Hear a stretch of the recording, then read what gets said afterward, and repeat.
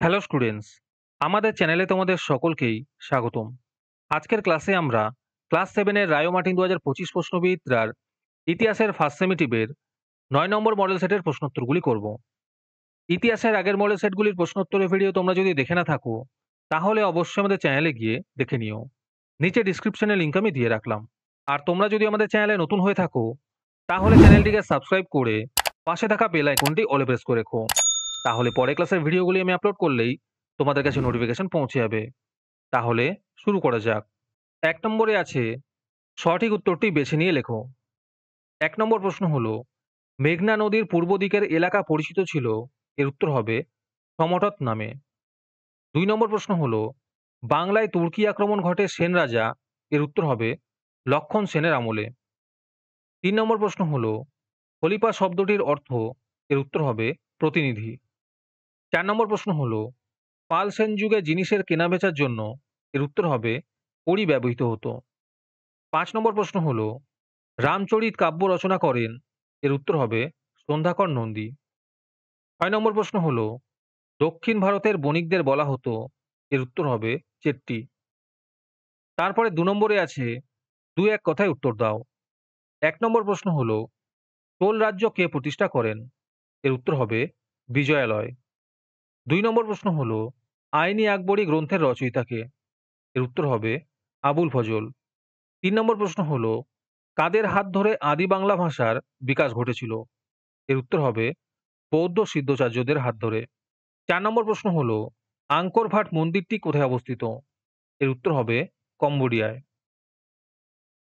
তোমাদের মধ্যে থেকে যে কোনো ১৫ জন আজকের ক্লাসের পিডিএফটি ফ্রিতে পেতে পারো।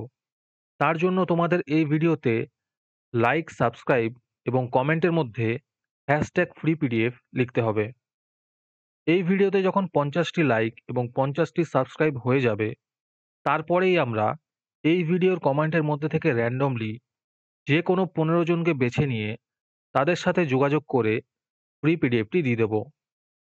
আর যারা আগে থেকেই আমাদের চ্যানেলটি সাবস্ক্রাইব করে রেখেছো, তারা শুধু লাইক এবং কমেন্ট করলেই হবে।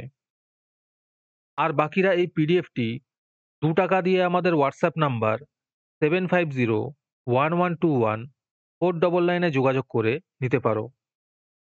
তারপরে ৩ নম্বরে আছে, ২-৩টি বাক্যে নিচের প্রশ্নগুলির উত্তর দাও। এই প্রশ্ন উত্তরগুলি আমি তোমাদের দেখিয়ে দিচ্ছি, তোমরা দেখে দেখে নোট ডাউন করে নিও। ১ নম্বর প্রশ্ন হলো, ত্রিশক্তি সংগ্রাম বলতে কি বোঝায়?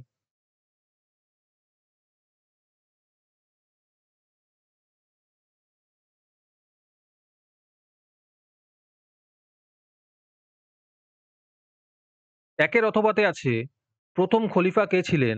আর তার সাথে আছে, মোহাম্মদ ঘুরি কবে মারা যান?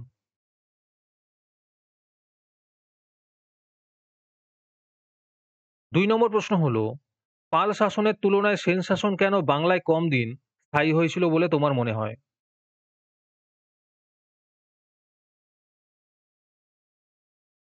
২ এর অথবাতে আছে, পঞ্চরত্ন কাদের বলা হয়?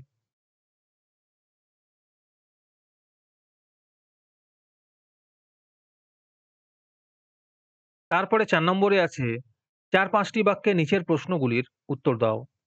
১ নম্বর প্রশ্ন হলো, আরব উপদ্বীপের ভৌগোলিক অবস্থানের উল্লেখ করো।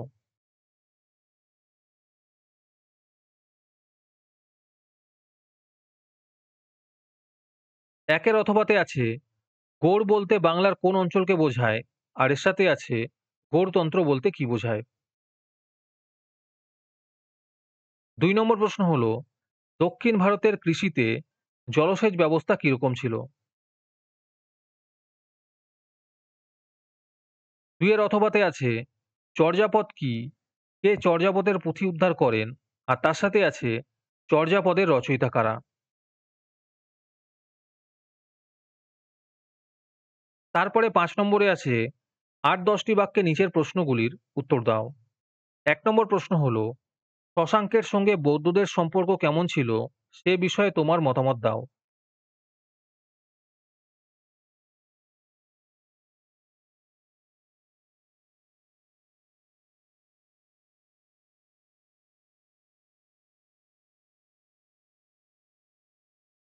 একের অথবাতে আছে, ম্যাথশোনায় বলতে কি বোঝায়?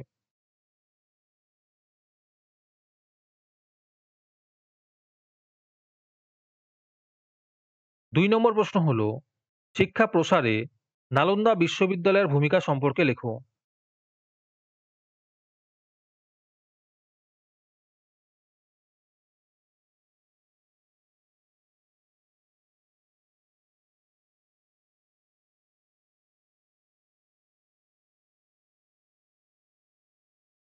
আজকের ক্লাসটি তোমাদের ভালো লেগে থাকলে অবশ্যই একটি লাইক এবং বন্ধুদের কাছে শেয়ার করে দিও। পরের মডেল সেটগুলির প্রশ্নোত্তর ভিডিও তাড়াতাড়ি পেতে আমাদের চ্যানেলটি সাবস্ক্রাইব করে রেখো। তাহলে দেখা হচ্ছে পরের ক্লাসে।